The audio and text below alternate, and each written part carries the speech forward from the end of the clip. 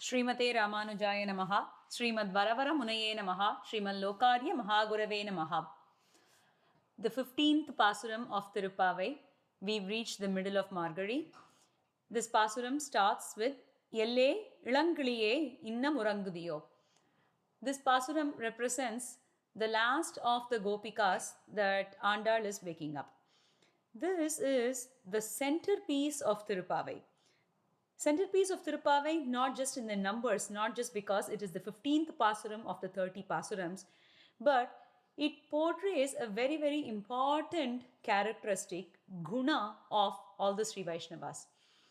The gunas that every Sri Vaishnava should exhibit, and that is Nanedan Ayiduga. May it be me. What is it? What is that they are asking for to be Nanedan Ayiduga? May it be my fault. What fault are they talking about here? To understand that, we'd have to look at the Pasuram, the essence of the Pasuram. In this Pasuram, there is a conversation. In all other Pasurams, the conversation is more implicit. But in this Pasuram, the conversation between the Gopika who is sleeping inside the house and Andal and her team of Gopikas who are coming to each and every Gopika's house, that is more implicit. In this Pasuram though, it is explicit. In this explicit conversation, Andal and her team call this Gopika ElleIlangkiliye. Oh, one who is like a young parrot. Meaning, she is a young Gopika. She has a really good voice. And she is very beautiful and apt for Krishna. Oh, such Ilankiliye, inna murangudiyo, are you still sleeping? To which the Gopika that is sleeping inside, she responds and says, Sillin min nangemir. Oh, don't call me like this. You're using very harsh words. To which Andal and her team who are outside, they say, Vallayun katturaigal. What is this? You are speaking, what words are you using? But we know about your words. Pande un vayaridam. So immediately, the Gopika who's sleeping inside says, Vallirgal ningale. Oh, you are the smart people. You are the capable people. Nanedan ayiduga. May all this fault be mine. So this is the quality that everybody should execute. Even if there is a fault that is not ours, and if that fault is imposed upon us, we should not argue, but we should say that yes, it is my fault. I will accept it and I will attempt to fix it. And that is the bhavam or the attitude that we should have. That is the reason why this Pasuram is considered the centermost piece of Tiruppavai. There are two Pasurams that are considered as Tiruppavai Agirathu Ippattu, which means Tiruppavai is the song. And the first one is this 15th Pasuram that talks about how we should behave with other Sri Vaishnavas. And the other one is the 29th Pasuram, Chittanjirgale Mandunnai Chevithu, that talks about how we should be with Bhagavan himself, with Krishna. So this Pasuram exhibits how we should be with other Bhagavatas. That is, we should accept that things can go wrong because of us and we should attempt to fix it. We should show humility. And the 29th Pasuram is one where we have to do all service not for our happiness but for Krishna's happiness. Anyway, with that, let's go into the Sri Ramayana references that are contained in this Pasuram. Although Adiyen said Sri Ramayana references, we are going to spend the time talking about one specific shloka of Sri Ramayana. And that specific shloka is actually very, very rare and it's not found in the current texts. We are so blessed that our benevolent Acharyas have had access to this shlokam and they have included it as part of their commentaries of the various pasurams. And that is where this is found. If not for them and their works and their efforts to preserve this, right, we would have never known the position of Bharata and how we should exhibit ourselves, how we should work with other Sri Vaishnavas. So, without much ado, let's go into the shlokam itself. The shlokam is supposed to have been that of Bharata's words. So he says, Na mantharaya na cha mathurasya dosho na ragyo na cha raghavasya matpapamevatra nimittamasit vanapraveshe raghunandanasya.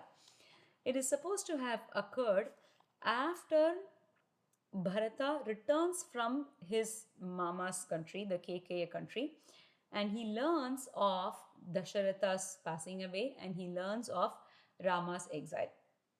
At that point in time, it is said that Manthara, who was the foremost reason why Rama was sent to the forest, she dresses herself up and comes.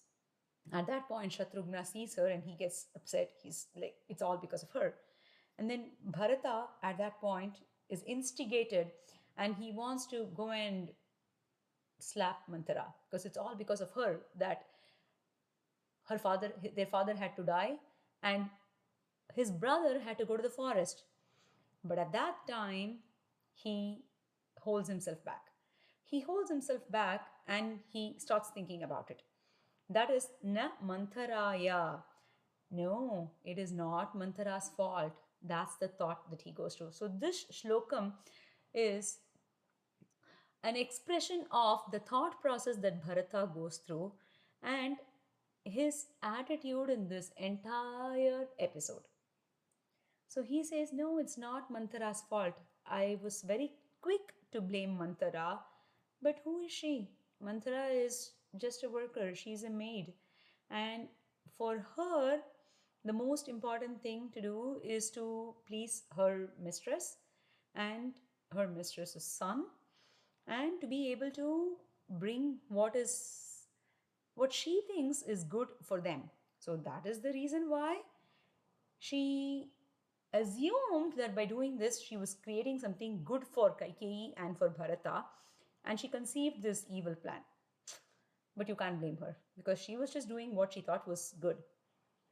But then, whose fault should it have been? Maybe I think it's the fault of Kaikeyi. Because Kaikeyi, she knows the Kula Dharma. She knows the Dharma that in the Ikshvaku dynasty, the elder one, the eldest son, the eldest prince is the crown prince. So she knows that. In spite of doing that, because of her love towards her son, she did this. So it's probably Kaikeyi's fault. No, immediately he holds himself back again and he corrects.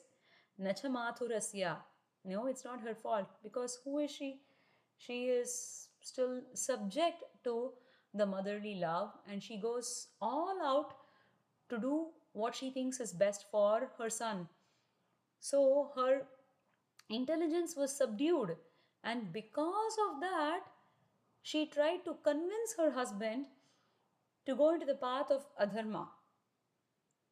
So, well, if what she did is not so bad, then is it the Raja's fault then?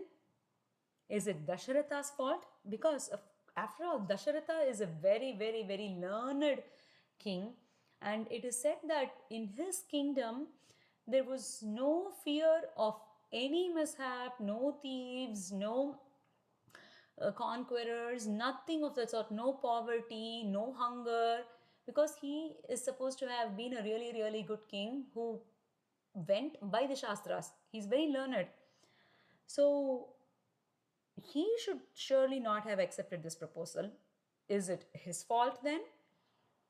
And then he thinks about it and he says, Nacharagnya.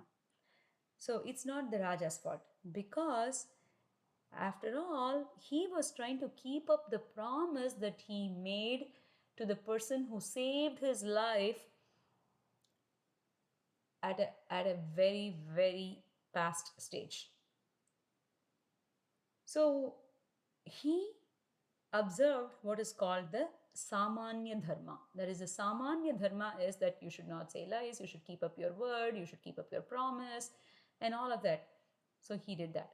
He did not think about a Visesha Dharma, but he was trying to do what was Dharma.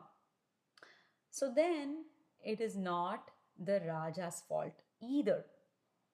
Okay, then whose fault it is? Maybe Rama should have said, "Oh king, you've gone crazy. You've gone crazy to accept this wish of Kaikeyi and to grant her this boon at this time.